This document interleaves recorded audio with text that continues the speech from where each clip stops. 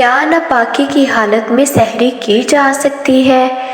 یہ بات بہت سی عورتوں کے دماغ میں ہوتی ہے۔ آج کی اس ویڈیو میں ہم اسی پر ہی بات کریں گے۔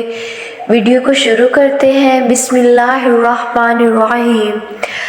اکثر دیکھا جاتا ہے کہ لوگ بہت کنفیوز رہتے ہیں کہ آج روزہ رہے یا نہ رہے، جبکہ ناپاکی ختم ہو چکی ہوتی ہے۔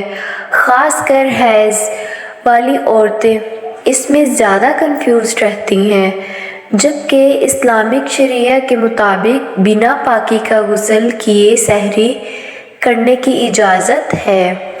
نہ جانے کتنی بہنوں کا ایک روزہ اس معاملے کی وجہ سے اکثر ہی چھوٹ جاتا ہے اور انہیں اپنے اس روزے کی قضا کو پھر بعد میں کرنی پڑتی ہے۔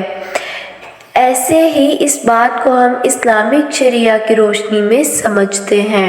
حدیث شریف میں ہے، ام سلمہ رضی اللہ عنہا اور حضرت عائشہ رضی اللہ عنہا روایت کرتی ہیں کہ رسول اللہ صلی اللہ علیہ وآلہ وسلم جنوب امپیورٹی ناپاکی کی حالت میں اٹھے اور روزہ رکھ لیتے تھے۔ اس حدیث کے تحت آپ کا روزہ جائز ہوگا، لیکن آپ کو چاہیے آپ غسل میں جلدی کریں، کیونکہ آپ کو نماز پڑھنا ہے اور نماز وقت پہ ہی ادا ہونی چاہیے۔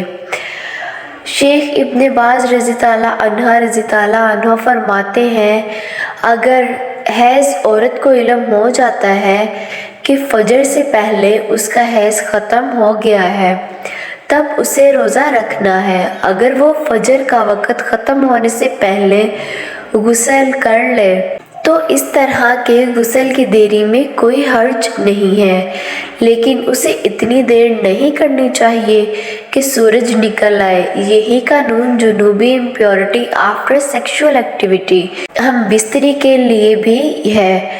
غسل میں اتنی دیری نہیں کرنی چاہیے کہ سورج نکل آئے، اور مردوں کو چاہیے کہ وہ جلدی غسل کریں تاکہ وہ فجر کی نماز جماعت سے پڑھ سکیں۔